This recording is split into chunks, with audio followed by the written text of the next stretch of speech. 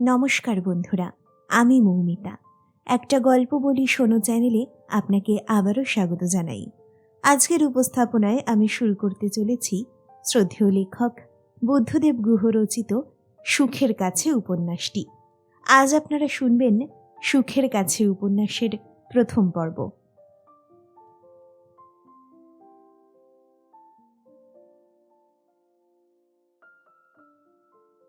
চাঁদের আলোয় দুপাশের এবড়ো খেবড়ো রুক্ষ প্রান্তর, দূরের ধুঁয়ো ধুঁয়ো পাহাড়, কাছের জঙ্গল, সমস্ত মিলিয়ে একটা রাত্রিকালীন অপরিচিতিজনিত গা ছমছম অস্বস্তির সৃষ্টি করেছে। মহুয়ার ঘুম পেয়ে গেছে। সেই সকালে কলকাতা থেকে বেরোনোর পরে ৩০০ মাইলেরও বেশি গাড়িতে এসেছে ওরা।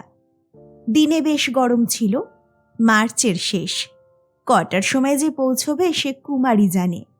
মনে মনে কুমারের উপরে বিরক্ত হয়ে উঠেছে মহুয়া। বহুক্ষণ হয়ে গেছে কোনো লোকালয়ে জনমানব চোখে পড়েনি।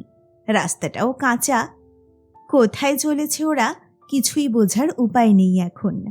একটু আগেই দুটো শিয়ালকে দেখেছে রাস্তা পেরোতে।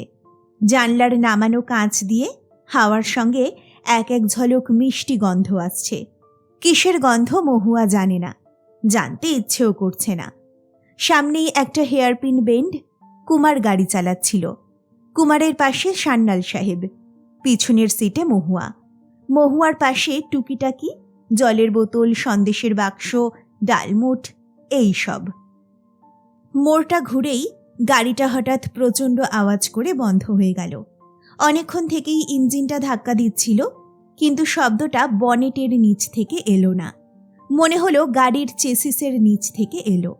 বন্ধ হতে হতেও গতিতে ছিল বলেই অনেকটা এগিয়ে যাবার পরে গাড়িটা থামল। কুমার স্টিয়ারিং বাঁ দিকে কাটিয়ে একটা গাছের নিচে রাস্তার উপরে দাঁড় করালো গাড়িটাকে। মহুয়া উদ্বিগ্ন গলায় বলে উঠল, কি হলো? সাংঘাতিক কিছু নিশ্চয়ই। সান্যাল সাহেব পাইপ মুখে ভুরু তুলে কুমারের দিকে তাকালেন, কথা বললেন না কোনো। কুমারের প্রোফাইল দেখা যাচ্ছিল পেছন থেকে। একটা উঁচু কলারের কালো সাদা খোপ খোপ টেরিকটের জামার আড়ালে বৃষ্টিতে ভেজা কাকের মতো রোগা গ্রীবা, এক মাথা হিপিদের মতো চুল, ৬ ইঞ্চি সাইড বার্ন, তীক্ষ্ণ নাক। কুমার কথা না বলে দরজা খুলে নেমে বনেট তুলে টর্চ জেলে এটা ওটা নেড়ে চেড়ে দেখতে লাগলো। সান্যাল সাহেবও নামলেন। সামনে বনেটটা তুলে দেওয়াতে এখন কাঁচটা পুরোপুরি ঢাকা পড়ে গেল। সামনে আর কিছুই দেখা যাচ্ছিল না। মহুয়া পথের দুদিকে তাকালো।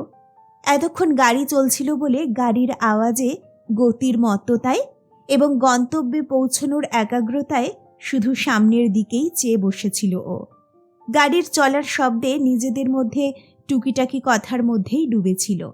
বাইরে যে একটা চন্দ্রালোকিত এবং অত্যন্ত সুখপ্রদ রাত জেগেছিল, সেই রাতের কোনো অস্তিত্বই ছিল না ওর কাছে। গাড়িটা থেমে যাওয়াতে এবং হেডলাইট নিভিয়ে দেওয়ার পর চাঁদের আলোয় এই জংলি পাহাড়ি পরিবেশের আসল রূপ স্পষ্ট হলো।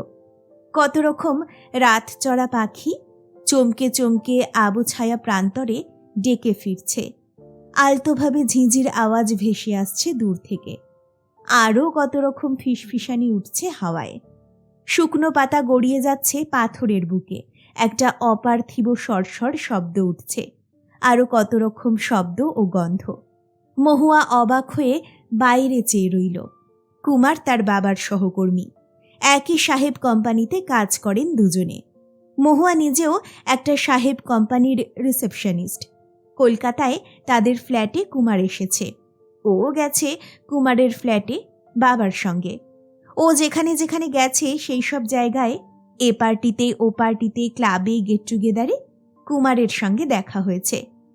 কুমারের সঙ্গে আলাপ সান্যাল সাহেব অথবা মহুয়ার কারোরই বেশি দিনের নয়। বলতে গেলে কুমারের পীড়াপিড়িতেই দোলের আগে সান্যাল সাহেবেরা দিন কয়েকের ছুটি নিয়ে বেরিয়ে পড়েছেন পালামৌর বন জঙ্গল দেখতে। AAEI থেকে ইটিনারি নেওয়ার কথা বাবা তুলেছিলেন, কিন্তু কুমার বলেছিল যে এসব জঙ্গল তার হাতের রেখার মতো মুখস্থ।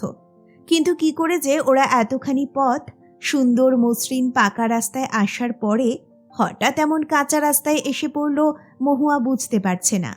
ওর মন বলছে ওরা নিশ্চয়ই রাস্তা ভুল করেছে। রাস্তা যে ভুল করেছে এ বিষয়ে মহুয়ার কোনো সন্দেহই নেই, কারণ কুমার বেশ কিছুক্ষণ হলো মোটেই কথাবার্তা বলছে না, অথচ সারা রাস্তা কথার ফুলঝুরি ফোটাতে ফোটাতে এসেছে ও। এই সাহেবী কোম্পানিতে ঢোকার আগে কুমার অ্যাডমিনিস্ট্রেটিভ সার্ভিসে ছিল। সেখানকার অভিজ্ঞতা, মসৌরি পাহাড়ে তাদের ট্রেনিং সেন্টারে পোলো খেলার কথা, ইত্যাদি ইত্যাদি নানা রকমের গল্প। সত্যি কথা বলতে কি, ওর বকবকানি শুনতে শুনতে মহুয়া এই 10-12 ঘন্টায় বেশ বিরক্ত ও ক্লান্ত হয়ে উঠেছে।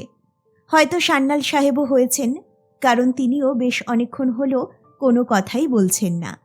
মহুয়ার ভেবে আশ্চর্য লাগছে যে শহরে কারোর সঙ্গে বহু বছরের আলাপ থাকলেও তার সম্বন্ধে বা তাকে যতখানি জানা না যায়, তার সঙ্গে বাইরে বেরোলে তাকে 8-10 ঘন্টার মধ্যেই অনেক বেশি জানা হয়ে যায়। সান্যাল সাহেব একবার মহুয়ার জানলার কাছে এলেন, বললেন, কিরে মৌ, ভয় করছে নাকি? মহুয়ার একটু গা ছমছম করলেও বলল, না বাবা, ভয়ের কি?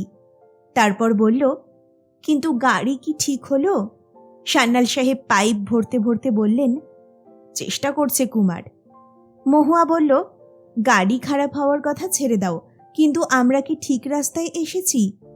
সান্যাল সাহেব চারিদিকের লোকালয়ে শূন্য রাতের চন্দ্রালোকিত বন প্রান্তরের দিকে চেয়ে বললেন, বোধহয় না। কটা বাজছে বাবা? 7টা। মহুয়া আর কথা না বাড়িয়ে গাড়ির দরজা খুলে বাইরে এলো। কুমার ওর বাইরে আসার শব্দ শুনে এগিয়ে এলো।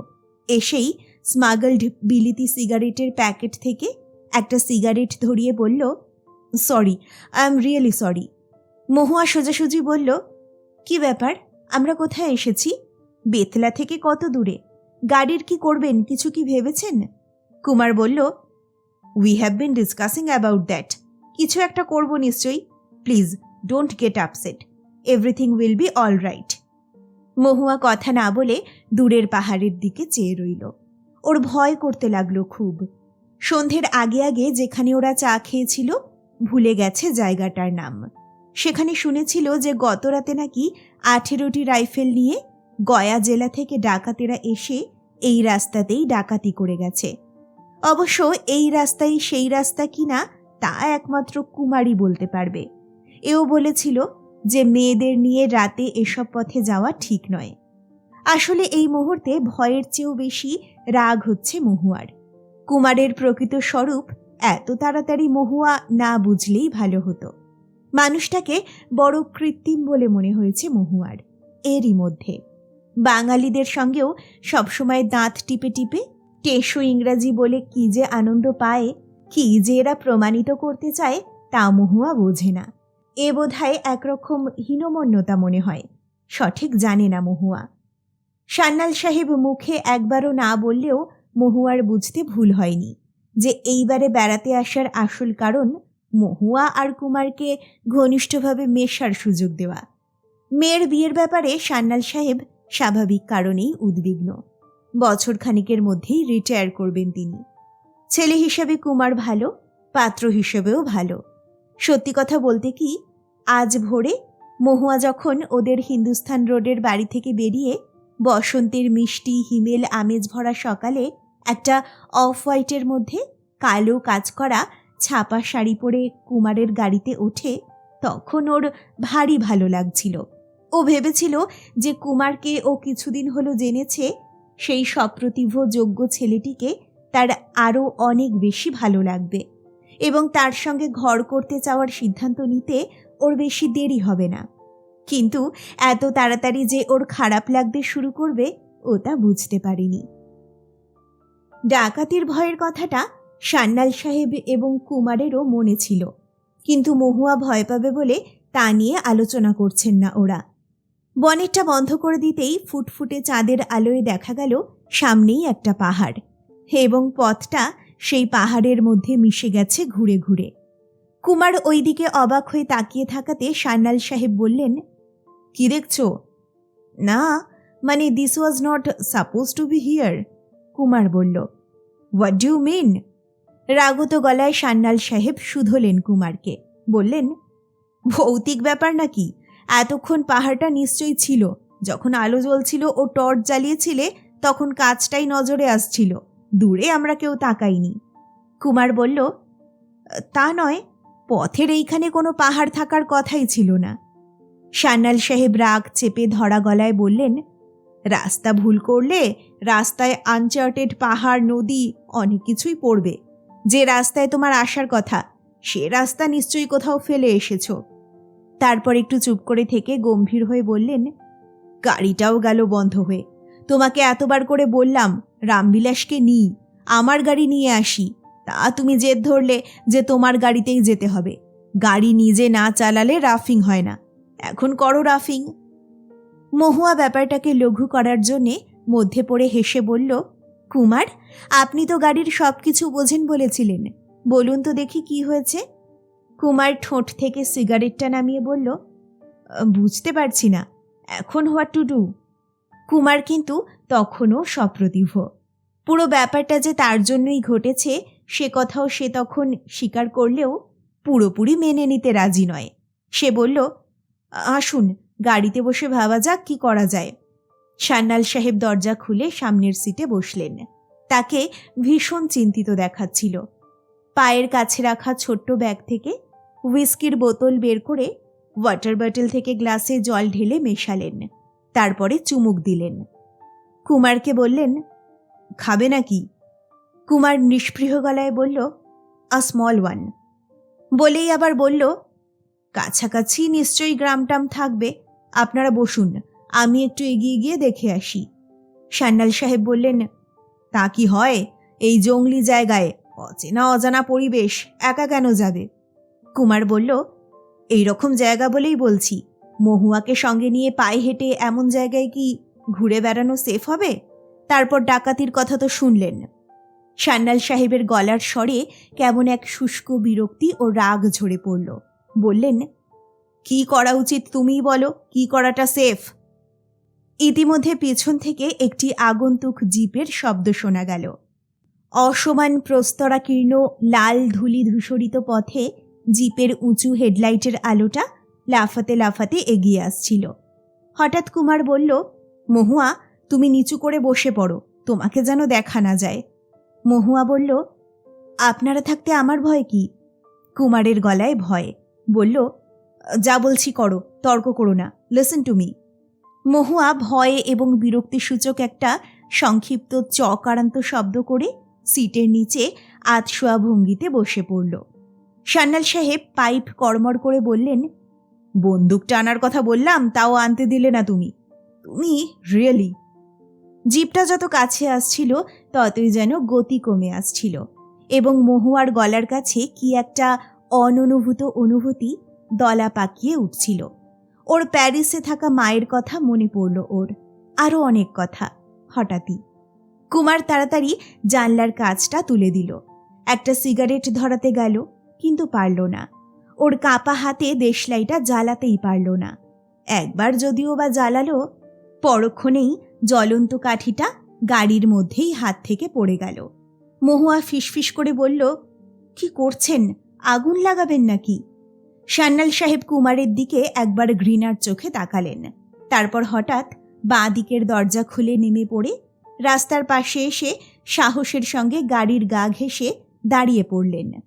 চলন্ত জিপের মধ্যে হিন্দিতে অনেক লোক কথা বলছিল, কারা যেন হাসছিল। এমন সহজ শিকার পেয়েছে দেখে বুঝি ওদের আনন্দের সীমা ছিল না। সান্যাল সাহেব হাত তুললেন। জিপের ইঞ্জিনটা ওদের গাড়ির ঠিক পিছনে এসেই যেন বন্ধ হয়ে গেল। প্রথমে মনে হলো বন্ধ হয়ে গেল, কিন্তু পরক্ষণেই মহুয়া বুঝল বন্ধ হয়নি, গাড়িটা থেমে গেছে, কিন্তু ইঞ্জিনের ধকধক শব্দ শোনা যাচ্ছে। দুপাশ থেকে একসঙ্গে 4-5 জন লোকের লাফিয়ে নামার শব্দ শুনল মহুয়া। কুমারের সারা শব্দ পেল না। মনে হলো ভয় ও গাড়ির মধ্যে জমে গেছে, মরেই গেল বুঝিবা। বাবার গলা শুনতে পেল মহুয়া। বাবা পাইপটা ধরিয়ে শুধু হাতে বিপদের মুখে শুধুমাত্র গলার স্বরে যতখানি ব্যক্তিত্ব প্রকাশ করা যায় তা দিয়ে বললেন, হিয়া কই মেকানিক মিলেগা, গাড়ি যারা খারাপ হো গয়া। ডাকাতদের মধ্যে একজন অডাকাত সুলভ অত্যন্ত ভদ্রগলায় বাংলায় বলল, আপনারা বাঙালি? কলকাতার নাম্বার দেখেই বুঝেছিলাম। কি হয়েছে কি? গাড়িটা খারাপ হয়ে গেছে, মিস্ত্রি টিস্ত্রি পাওয়া যাবে? ওদের মধ্যে থেকে একজন বললেন, এই পাহাড়টা পেরিয়েই ওপাশে ফুলটুলিয়া গ্রাম, সুখন মিস্ত্রির একটা কারখানা মতো আছে। ওদেরই মধ্যে আরেকজন বললেন, সুখন মিস্ত্রি কে রে? প্রথম ভদ্রলোক বললেন, আরে দুখন মিস্ত্রির ভাই। দুখন মারা গেছে তো মাসখানেক হলো, ওর ভাই সুখন এসে কারখানা জিম্মা নিয়েছে। সান্যাল সাহেব বললেন, আমাদের মধ্যে কেউ কি একটু যেতে পারি আপনাদের সঙ্গে কারখানা অবধি? ওরা সমস্বরে বললেন, নিশ্চয়ই নিশ্চয়ই। ইতিমধ্যে মহুয়া সিটের তলা থেকে শরীর বের করে সিটের উপরে বসেছে আস্তে আস্তে। যারা ডাকাত নয় তাদের কাছে অমন লুকিয়ে থাকা অবস্থায় ধরা পড়তে চায়নিও। মহুয়া ভেতর থেকে ডাকল, বাবা। নারী কণ্ঠ শুনে জিপের আরোহীরা অবাক গলায় বললেন, সঙ্গে মেয়ে ছেলে আছে নাকি? তাহলে তো মুশকিল করলেন। তাহলে আপনারা সকলেই থাকুন এখানে, আমরাই গিয়ে সুখনকে পাঠিয়ে দিচ্ছি। আরেকটা কাজ করা যায়, আমরা টো করে নিয়ে যেতে পারি আপনাদের গাড়ি, কিন্তু আমাদের কাছে দড়ি নেই। আপনাদের কি আছে? কুমার ততক্ষণে নেমেছে গাড়ি থেকে, নেমে বলল, নেই। সান্যাল সাহেব বললেন, কি আছে তোমার সঙ্গে? কিছুই না নিয়ে এত লম্বা পথে বেরিয়েছ? মহুয়া মনে মনে বলল, গলায় দড়ি দেওয়ার জন্যও তো কিছু একটা আনা উচিত ছিল। কি করা হবে এই নিয়ে সান্যাল সাহেব ও কুমার ভদ্রলোকদের সঙ্গে কথা বলছেন। এমন সময় পাহাড়ের উপরের রাস্তা থেকে একটা আশ্চর্য উদ্ভট আওয়াজ কানে এলো। চোখে পড়ল একটা স্তিমিত এবং কম্পমান ঘূর্ণায়মান আলো। ওরা সকলেই ওদিকে তাকালেন। হঠাৎ একজন চেঁচিয়ে বললেন অন্যজনকে, আরে এ তো সুখেনের গাড়ি। পর সান্যাল সাহেবের দিকে ঘুরে আশ্বস্ত করার জন্য বললেন, পর্বতী চলে আসছে মোহাম্মদের কাছে। বলেই কুমারের দিকে ঘুরে বললেন, জানমশাই আর ভয় নেই, সুখনকে ভগবান পাঠিয়ে দিয়েছেন ঠিক সময় মতো। যে যন্ত্রটা পাহাড় বেয়ে এদিকে এগিয়ে আসছে সেটাকে গাড়ি বলে ভুল করার কোনো কারণ নেই। একটা নড়বড়ে ধাতব ব্যাপার, টুংটাং ঠিন ঠিন ঠকাঠক ঝকাঝক আওয়াজ করতে করতে লাফাতে থাকা ঘুরন্ত মিটমিটে একটা মাত্র হেডলাইট নিয়ে পাহাড় বেয়ে অন্য কোনো গ্রহের এক কিম্ভূত কিমাকার অদৃশ্যপূর্ব জন্তু যেন হামাগুড়ি দিয়ে নামছে পাহাড় থেকে। সকলেই সেদিকে নির্বাক বিস্ময়ে তাকিয়ে আছেন, এমনকি জিপের আরোহীরাও। এরা বোধহয় সুখন মিস্ত্রির ওই গাড়িটাকে দিনে মানে দণ্ডায়মান অবস্থাতেই দেখে থাকবেন এতদিন।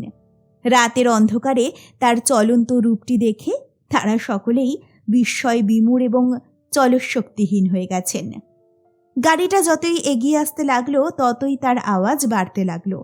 এতক্ষণ অর্কেস্ট্রার দুরাগত ঐকতান শোনা যাচ্ছিল, এখন কাছে আসায় বিভিন্ন যন্ত্রবিশেষের বিভিন্ন আওয়াজ আলাদা আলাদা হয়ে কানে লাগছে। পথের মধ্যে দুটো গাড়ি ও এত লোকজন দেখে বোধহয় সুখন মিস্ত্রি হর্ন বাজালো।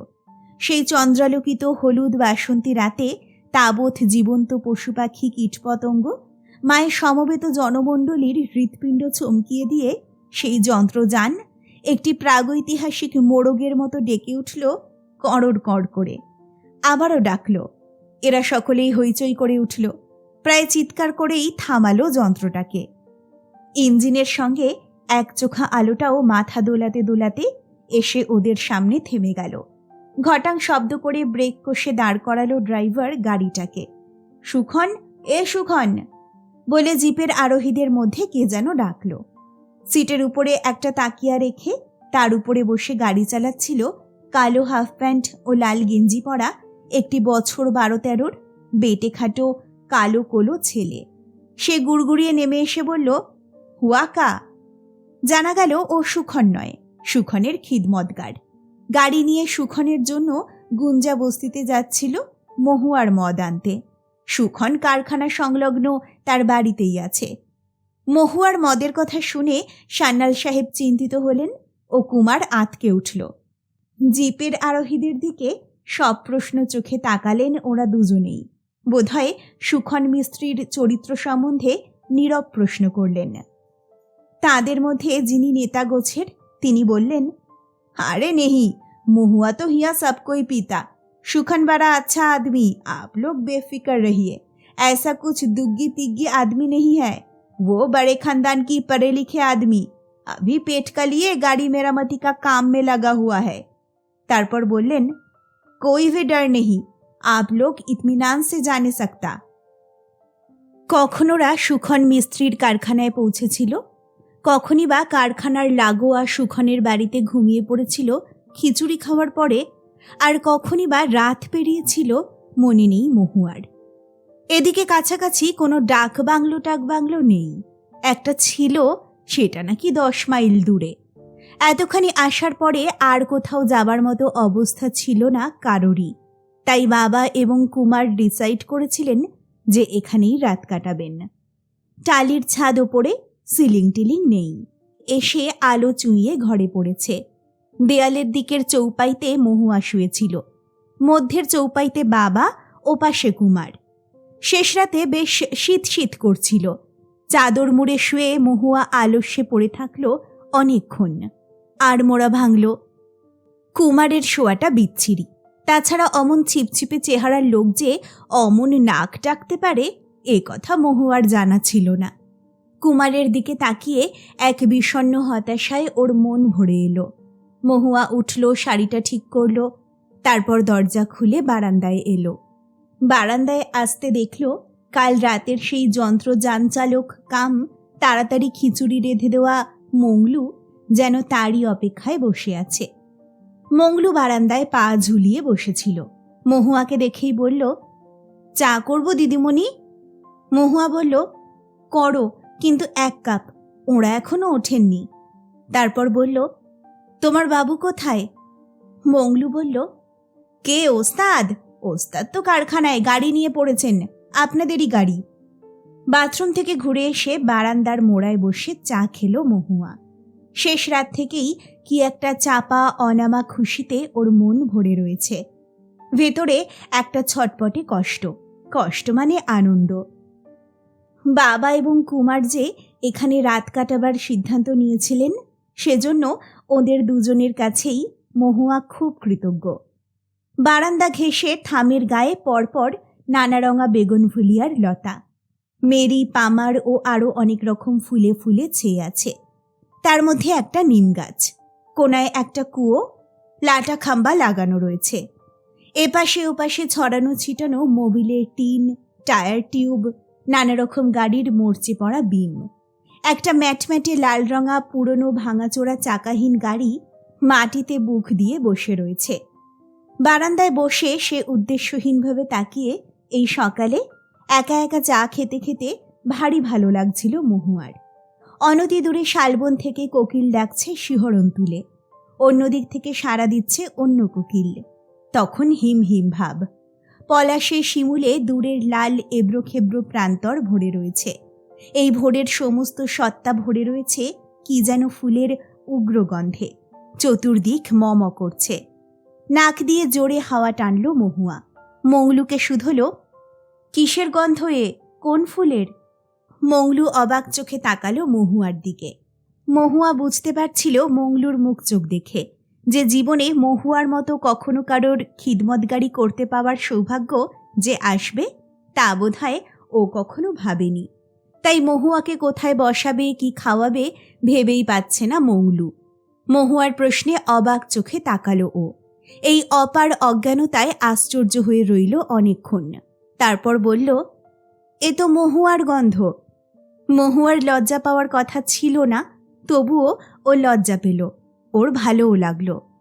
ওর নামের ফুলে ফলে যে এমন মাতাল করা গন্ধ তা বুঝি ও নিজে এখানে না এলে জানতে পেত না। নিজেকে ভালোবাসতে ইচ্ছে করল। বারান্দার ওপাশে আরেকটা ঘর, দরজা খোলা রয়েছে হাঁ করে। মহুয়া শুধল, এটা কার ঘর? ওস্তাদের। মংলু বলল, তুমি ওস্তাদের রান্না করে দাও? মংলু হাসল, বলল, ওস্তাদ কিছুই খেতে যায় না, রাঁধবো আর কি, কার জন্য? সারাদিন কাজ করে, তারপর সন্ধ্যের পরে যা হয় দুজনে কিছু ফুটিয়ে নি। মহুয়া শুধল, কেন, দুপুরে কিছু খাও না তোমরা? আমি খাই, পাড়েজির দোকানে গিয়ে পুরি, আলুর তরকারি এসব খেয়ে আসি, রান্না করি না কিছু। একার জন্য কে ঝামেলা করে, ওস্তাদ তো কিছুই খায় না, চা আর পান আর 120 জর্দা, ব্যাস সারাদিনে ওই। কাল রাতেই বিহারী নামের এই বাঙালি লোকটাকে দেখা অবধি মহুয়ার যেন কিছু একটা গোলমাল হয়ে গেছে ভেতরে। এমন প্রচণ্ড গোলমাল ওর অন্তর্জগতে এবং হয়তো শরীর জগতেও আগে কখনো ও অনুভব করেনি। লম্বা, রোদে পোড়া, সবল চেহারা, জুলপির চুলে একটু পাক ধরেছে, শক্ত চোয়াল, কথা কম বলে, চোখ দুটোতে এক স্তব্ধ ঔজ্জ্বল্য। কিন্তু সব মিলিয়ে এই সুখন মিস্ত্রিকে প্রথম দেখার পরই এমন কিছু ঘটে গেছে মহুয়ার ভেতরে যে তাদের গাড়ির মতো তার মনেরও বুঝি মেরামতির বড় দরকার হয়ে পড়েছে এখুনি। এ কথাও কাউকে বলতে পারেনি, পারবেও না। মহুয়া এই মিস্ত্রিকে স্বপ্নও দেখেছে রাত্রে, এক ঝলক দেখেছে। ঘুমের মধ্যে এক দারুণ ভালো লাগায় ও ভরে গেছে, কেন ও জানে না। আজ এই স্পষ্ট ভোরেও অস্পষ্টতায় ভরা রাতে দেখা এবং স্বপ্নে দেখা সুখন মিস্ত্রি তার সমস্ত সত্তায় একটা অদ্ভুত সুখময় আভাস রেখে গেছে। আভাসটা কোন সত্যের মহুয়া এখনো বুঝে উঠতে পারছে না।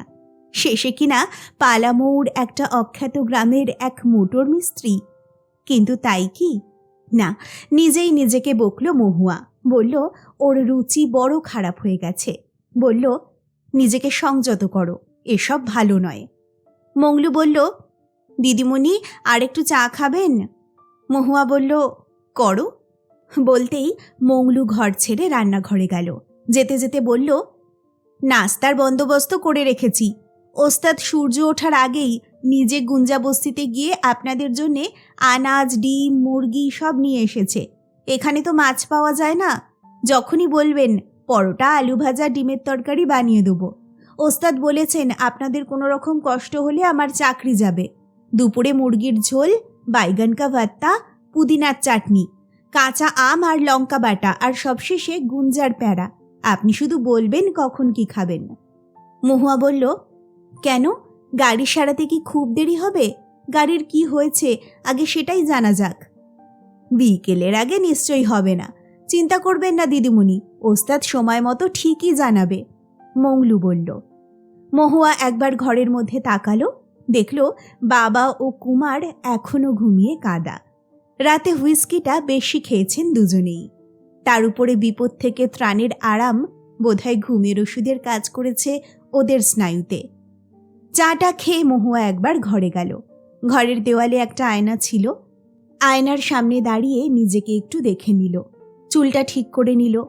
বাথরুমে গিয়ে কালকের সারাদিনে পরা শাড়িটা ছেড়ে একটা কালো আর লাল ডুরে পাছা পেরে শান্তিপুরি শাড়ি পরল। একটু আলতো করে কাজল লাগালো চোখে। মহুয়া জানে যে মহুয়ার চোখ দুটো ভারী সুন্দর। ও যে সুন্দর ওকে দেখে যে অনেক পুরুষ আত্মহারা হয়, এ জানাটা ও ফ্রক পরা বয়স থেকেই জেনেছে। কিন্তু কাল রাতের লণ্ঠনের আলোয় হঠাৎ যে লোকটিকে দেখেছিল, সেই লোকটির মতো কাউকে নিজে এর আগে ও দেখেনি। ও যে নিজেও কাউকে দেখে আত্মহারা হতে পারে, লাভ এট ফার্স্ট সাইট বলে একটা সুতীব্র বেদনাময় অনুভূতি যে তার জীবনেও সত্যি হবে, এই এতদিন পরে ও কখনোই তা ভাবেনি। ওর ভেতরে যে একটা ভীষণ দামি আসল আমি ছিল, সেই আমিটাকে, সেই মুখটি, সেই ব্যক্তিত্বটি বড় চমক তুলে ডাক দিয়েছে। ওর হৃদয়ের গভীরে কেউই আর এমন করে পথ কাটেনি আগে। অথচ আশ্চর্য, কেমন করে কি হয়ে গেল, হয়ে গেছে ও জানে না। ও শরীরে জোর পাচ্ছে না। এই বাসন্তী সকালের কোকিলের ডাকে, মহুয়া আর শালফুলের গন্ধে, এই অলস হাওয়ায়, অনতি দূরের জঙ্গলের মধ্যে চড়ে বেড়ানো মোষের গলার কাঠের ঘণ্টার ডুংডুং শব্দে ও নিজেকে সম্পূর্ণ খুইয়ে ফেলেছে। ওর সব গর্ব, সব অহংকার, সব কিছুই বুঝি এই ফুলটুলিয়ার ধুলোয় ফেলা গেল। মহুয়া বাইরে গেল। তারপরে ওরা ওঠার পরে ওদের চা দেওয়ার জন্য মংলুকে বলে দিয়ে সিঁড়ি বেয়ে নেমে কারখানার দিকে পা বাড়ালো। পাশেই কারখানা, মধ্যে সরু সরু বাঁশ পুঁতে একটা বেড়ার মতো দেওয়া। বেড়ার ওপরে ওদেরই গাড়ির কার্পেট, পাপোশ সব রোদে দেওয়া হয়েছে। কারখানায় ঢুকে মহুয়া দেখল ওদের গাড়ির বনেটটা তোলা। ভদ্রলোক মাথা নামিয়ে কি যেন ঠুকঠাক করছেন। কাল রাতে পরা খয়েরি রঙা জিনের প্যান্ট, পায়ে টায়ার সোলের চটি, ঝুঁকে পড়া সবল সুগঠিত পা ও পেছনের আভাস, সুন্দর বলিষ্ঠ হাতের কুনুই অবধি দেখা যাচ্ছে। মুখ নামিয়ে ইঞ্জিনের গভীরে কি যেন দেখছেন, যন্ত্রপাতি নাড়াচাড়া করছেন। আর পায়ের কাছে মাটিতে লেজ গুটিয়ে বসে আছে একটা কালো নেড়ি কুকুর। এই পরিবেশে কুকুরটি অদ্ভুত মানিয়ে গেছে। লক্ষ্য করে দেখল মহুয়া যে কুকুরটার পিছনের একটা পা ভাঙা। মহুয়া কথা না বলে একটা খালি মবিলের ড্রামে হেলান দিয়ে মানুষটিকে দেখতে লাগলো নিম গাছের ছায়ায় দাঁড়িয়ে। নামটা বাজে, সুখন। ওর অস্তিত্ব টের পায়নি সুখন। এত সকালে কারখানায় অবশ্য কেউ আসেনি। নিম গাছে কাক ডাকছে, দূরের বনে কোকিল। ঝিরঝিরে হাওয়ায় কারখানার তেল মোবিলের গন্ধ ছাপিয়ে শালফুলের, মহুয়া ফুলের আরও কত কিছুর বনজ গন্ধ ভাসছে। কুকুরটা এক দৃষ্টে দেখছিল মহুয়াকে, ঈর্ষা কাতর চোখে চেয়েছিল। কুকুরটা বোধহয় মেয়ে। মহুয়ার প্রতি মনোভাবটা ঠিক কীরকম হওয়া উচিত তা ঠিক করে উঠতে পারছিল না বুঝি। কিছুক্ষণ পরে কুকুরটা হঠাৎ ভুক ভুক করে ডেকে 3 পায়ে নড়বড়ে তেপায়ার মতো দাঁড়িয়ে উঠল। উঠেই ছুচলো মুখে কান খাড়া করে মহুয়ার দিকে চেয়ে ক্রমান্বয়ে ডাকতে লাগল। সুখন মুখ না তুলেই বলল, আহ কালুয়া, চুপ কর। তাতেও যখন কালুয়া চুপ করল না, তখন সুখন মুখ তুলল। মুখ তুলেই মহুয়াকে দেখে অবাক হলো। একটা অপ্রতিরোধ্য ভালো লাগা এসে তার মুখের রং বদলে দিল। পরক্ষণেই সামলে নিল সুখন নিজেকে। সুখন মিস্ত্রি নিজের কারখানার পটভূমিতে ফিরিয়ে আনল নিজেকে। নিজেকে মনে মনে চাপকালো। কালিমাখা দুহাত তুলে নমস্কার করল, বলল, নমস্কার। সুখনের বা গালে অনেকখানি কালি লেগেছিল। ওর চওড়া চোয়াল, ছোট ছোট করে ছাঁটা খেলোয়াড়দের মতো চুল, উদ্ধত চিবুক, বুক খোলা গেঞ্জির মধ্যে দিয়ে দেখা যাওয়া চওড়া বুকের একরাশ কোঁকড়া চুল, এসব মহুয়া এক নিমেষে দেখে নিল। দেখে ভালো লাগলো। শুধু ভালোই নয়, কেমন যেন গা শিরশির করে উঠল ওর। সে অনুভূতিটা যে কেমন তা শুধু মেয়েরাই জানে, বোঝে। এই শিরশিরানি তোলা একান্ত মেয়েলি অনুভূতি কোনো পুরুষের পক্ষে কখনো বোঝা সম্ভব নয়। অনেকক্ষণ পরে, যেন ঘোর কাটার পরে, মহুয়া বলল, নমস্কার। তারপর একটু দ্বিধাগ্রস্ত গলায় বলল, আমার নাম মহুয়া। সুখন অনেকক্ষণ চুপ করে থাকল। কি বলবে ভেবে ফেল না।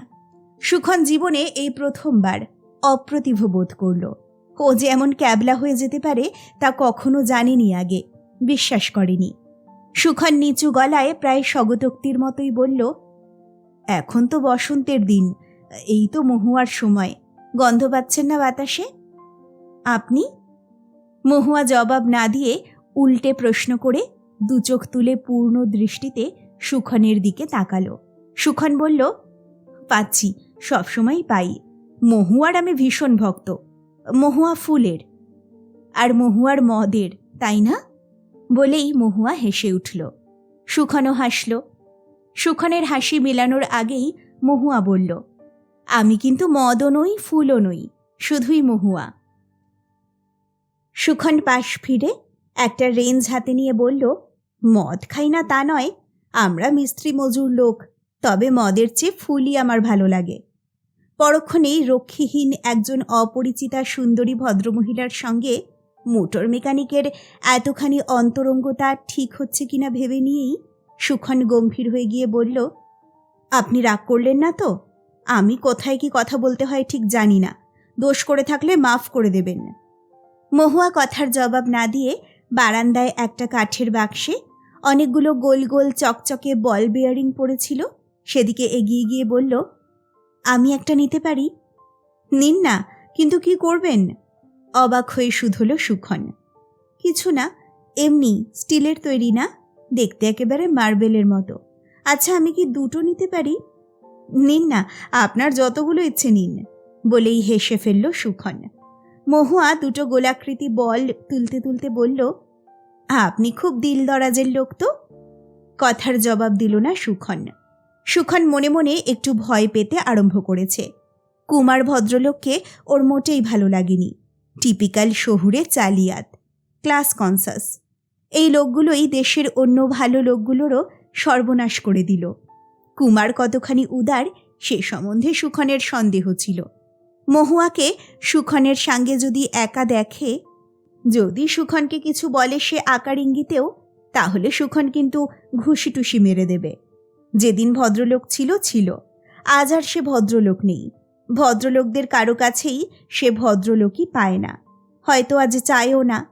তাই ছোটলোকি কায়দায় কথায় কথায় ঘুষি চালাতেও ওর আজকাল একটুও দেরি হয় না। সহ্য শক্তি, পরিমাণ জ্ঞান, সভ্যতা জ্ঞান ওর আর নেই বললেই চলে।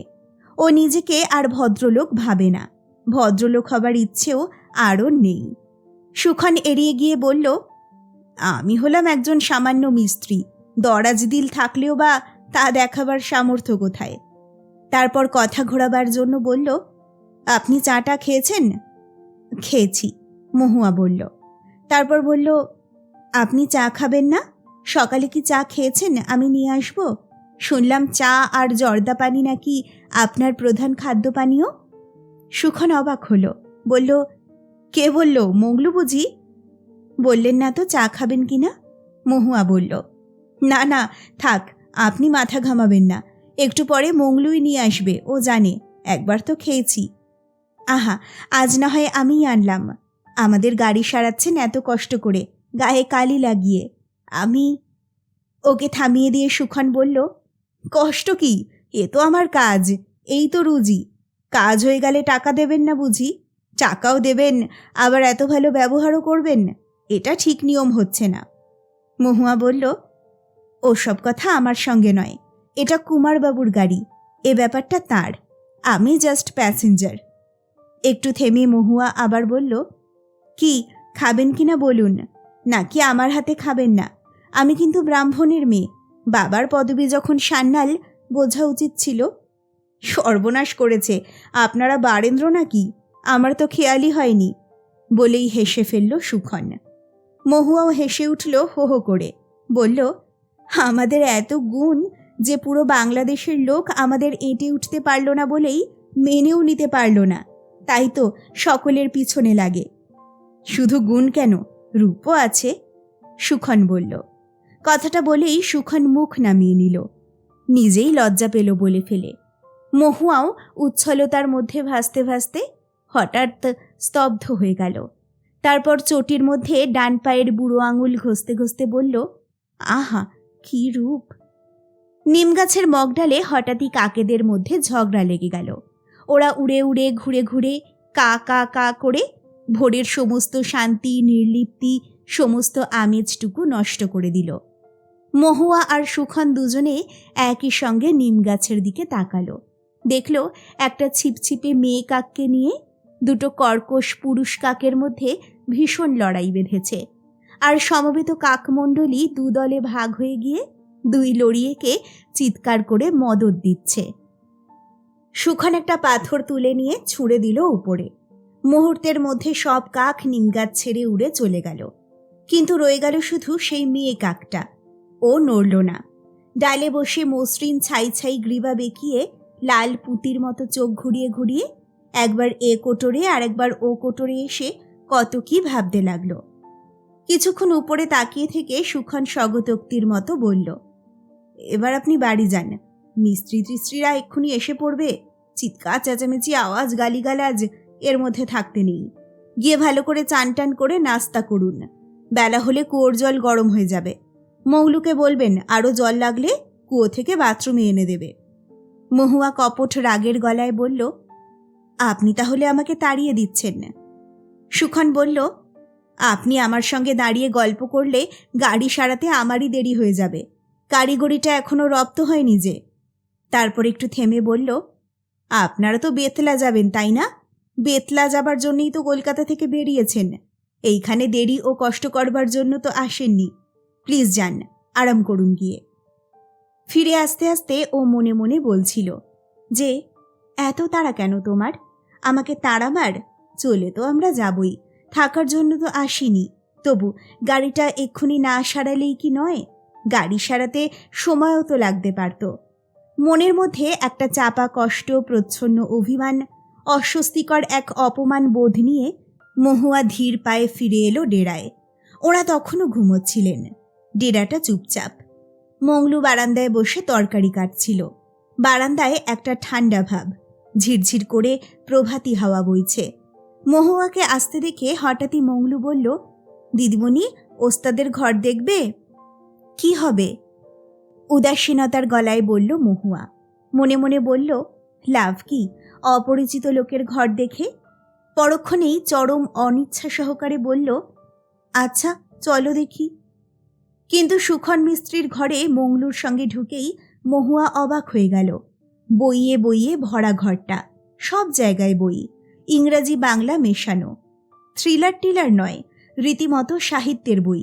বিছানার মাথার কাছে বই, পায়ের কাছে বই, কোলবালিশ করে রাখার মতো করে রাখা দুপাশেই বই। জানলার তাক, মেঝে কিছুই প্রায় বাকি নেই।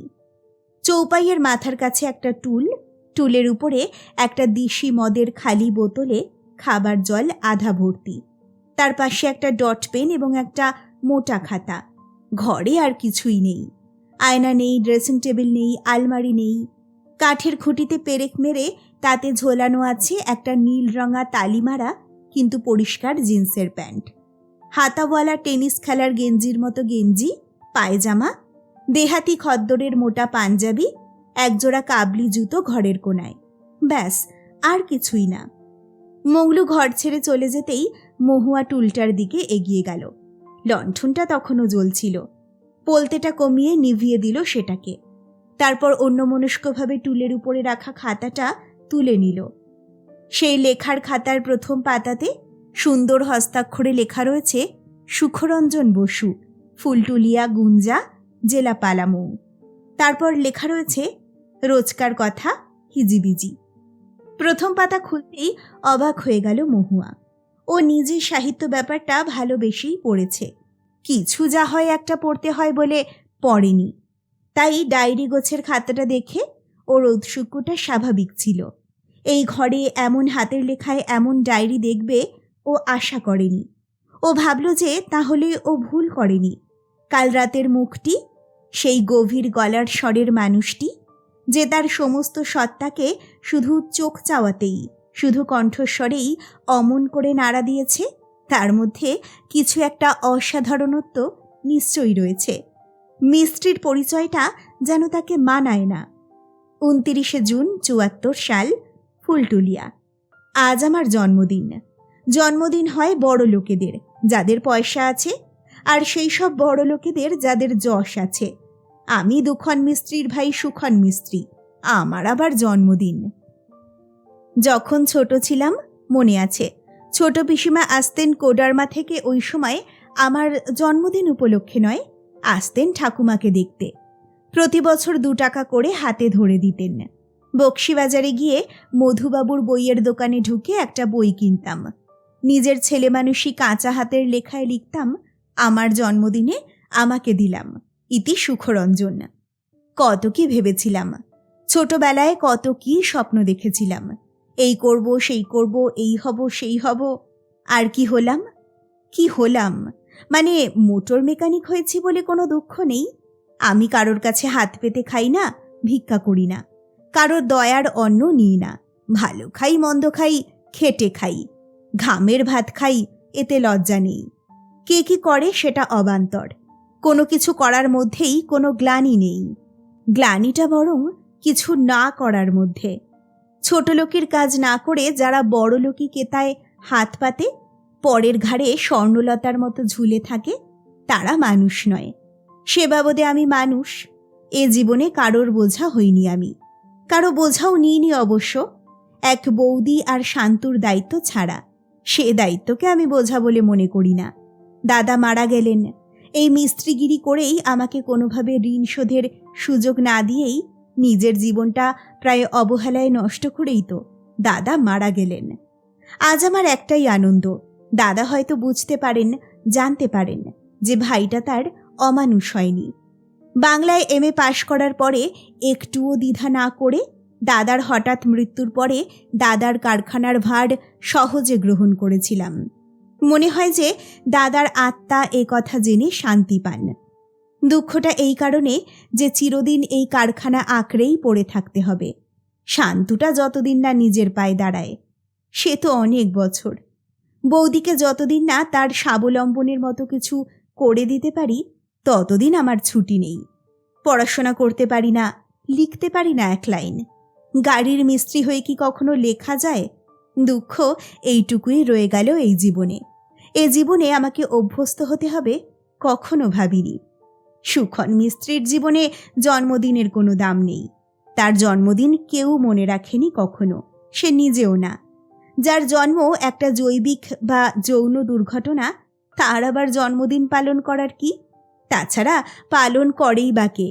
নিম গাছের ঝরা পাতার মতো প্রতি বছর এই উত্তর 30-এর গাছ থেকে অনেক পাতা ঝরে যায়। এখানে শুধুই লাল টাগরা দেখানো ক্ষুধার্ত তৃষ্ণার্ত কাকেদের বাস, ঝরা পাতার দীর্ঘশ্বাস, ঘুম ভাঙা, কাজ করা, ঘুম পাওয়া, ঘুম ভাঙা। এ জীবনে কখনো কোনো কোকিল আসেনি, আসবেও না, যতদিন না সব পাতা ঝরে সব স্বাদ বাসি ফুলের মালার মতো না শুকোয়, ততদিন শুধুই প্রশ্বাস নেওয়া ও নিঃশ্বাস ফেলা। সুখন মিস্ত্রির সব জন্মদিনের গন্তব্যই এক, তারা একই দিকে গড়িয়ে যাবে তার মৃত্যুদিনে। মহুয়া অনেকক্ষণ চুপ করে সেই ঘরে দাঁড়িয়ে রইল ডায়েরিটা হাতে করে।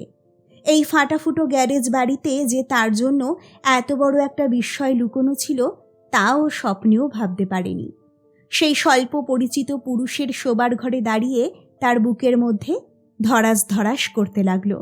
সে কি আনন্দে, বিস্ময়ে, ভয়ে না বেদনায়, তা বোঝার মতো ক্ষমতা মহুয়ার ছিল না। তাড়াতাড়ি কাঁপা কাঁপা হাতে ও পাতা উল্টে যেতে লাগলো। ওর মন যেন কি একটা বলতে লাগলো ওকে যেন কি এক নীরব ইঙ্গিত দিতে লাগলো। দ্রুত মহুয়ার সুন্দর আঙুলগুলি এসে থেমে গেল ডায়েরির একেবারে শেষ পাতায়। মহুয়া উত্তেজনায় স্তব্ধ হয়ে গেল। ওর হৃৎপিণ্ড যেন বন্ধ হয়ে গেল। 24-3-75। এত সৌভাগ্য কি সুখন মিস্ত্রির ছিল, যাকে সে জীবনে চোখে দেখেনি অথচ আকৈশোরের স্বপ্নে দেখেছিল, যার সঙ্গে আলাপ হয়নি অথচ মনে মনে যে ভীষণ আপন ছিল, যে পৃথিবীর সব সৌন্দর্যের সংজ্ঞা, যে সুরুচির শান্ত স্নিগ্ধ প্রতিমূর্তি, সেই নারী সুলভতার সেই চিরন্তন সান্ত্বনাদাত্রী, গাছের নিবিড় নরম নিভৃত ছায়া, সে কিনা এমন করে ঝড়ের ফুলের মতো উড়ে এলো সুখন মিস্ত্রির ভাঙা ঘরে। এলো যদিও, কিন্তু ক্ষণতরে এলো, চলেও যাবে ক্ষণ পরে। হায় রে সুখন, তোর সাধ্যি কি একে আদর করিস, একে যত্ন করিস? এ কোকিল সুখন মিস্ত্রির দাঁড়ে বসার জন্য জন্মায়নি, দুদণ্ডের জন্যেও না। তোর জন্য নিম গাছ ভরা দাঁড় কাক, দিনভর জীবনভর কা কা কা। আমি জানি তুমি ক্ষণিকের অতিথি, তুমি তোমার বড়লোক প্লে বয় বয়ফ্রেন্ডের সঙ্গে আর বয়স্ক বাবার সঙ্গে কদিনের জন্য মজা করতে বাড়ি থেকে বেরিয়েছ। গাড়ি খারাপ হওয়াতে এই মোটর মেকানিকের ডেরায় এসে রাত কাটালে। কত কষ্ট হলো তোমার। গাড়ি সারা হলে কতগুলো টাকা মিস্ত্রির মুখে ছুঁড়ে দিয়ে তোমরা চলে যাবে, জানি, সব জানি। তবু সুখন, বড় কষ্ট পেলি রে সুখন, বড় কষ্ট পাবি। পৃথিবীটা এরকমই, বাঘবন্দির ঘর। সে ঘরে সুখন শুধুই মোটর মিস্ত্রি। সুখনের মনের ঘরে কি টালির ঘরে, কোনো ঘরেই জায়গা নেই মহুয়ার। তোমাকে জানাবার সুযোগও আসবে না কখনো যে তোমাকে আমি কি চোখে দেখেছি। তাছাড়া জানিয়ে লাভই বা কি? নিজেকে ছোট করা, অপমানিত করা ছাড়া আর তো কিছুই পাওনা নেই তোমার কাছে। তুমি যে মহুয়া আর আমি যে হতভাগা সুখন। তবু বাহ মহুয়া, তুমি কি সুন্দর মহুয়া, তুমি কি সুন্দর। তোমার মতো এত সুন্দর আর কিছুই আমি এ জীবনে দেখিনি, কখনো বুঝি দেখবও না। দুঃখ এইটুকুই যে তোমাকে কখনো আপন করে পাওয়া হবে না। আরাম করে পাশের ঘরে ঘুমো, তোমার একটু কষ্ট হবে, একটা রাত, একটা বেলা। বিশ্বাস করো, এ কথাটা আজ আমার বড় আনন্দ। কত যে আনন্দ তা তুমি কখনো জানতে পারবে না। ঘুমিয়ে থাকো সোনা মেয়ে, আরাম করে পাশের ঘরে ঘুমো। ডায়েরিটা এবার নামিয়ে রাখতে পারলে বাঁচে মহুয়া। ওর সারা শরীর যেন অবশ হয়ে এলো, বুকটা উঠতে নামতে লাগলো। বারান্দায় বেরিয়ে এসে মহুয়া ডাকলো, মংলু, আমাকে একটু জল খাওয়াও না শিগগির। বড় পিপাসা পেয়েছে মহুয়ার। এত পিপাসার তো ওর 27 বছরের জীবনে আর কখনোই বোধ করেনি ও আগে। মংলু জল এনে দিল। জল খেয়ে মহুয়া আবারও বাইরে গিয়ে কারখানার পাশের গাছগাছালি ভরা মাঠে পায়চারি করে বেড়াতে লাগলো। মাঠটা থেকে কাজে ডুবে থাকা সুখনকে দেখতে পাচ্ছিল মহুয়া। পুরুষ মানুষদের কর্মরত অবস্থায় যতখানি সুন্দর দেখায় তত সুন্দর বোধহয় আর কখনোই দেখায় না মনে হলো মহুয়ার। পায়চারি করতে করতে মনোযোগের সঙ্গে কাজ করতে থাকা সুখনের দিকে আর চোখে চেয়ে মহুয়ার হঠাৎ মনে হলো কাউকেই এমন চুরি করে ও কখনো দেখেনি এর আগে। কাউকে শুধু চোখের দেখা দেখেও এত যে সুখ তাও কোনোদিনও জানত না।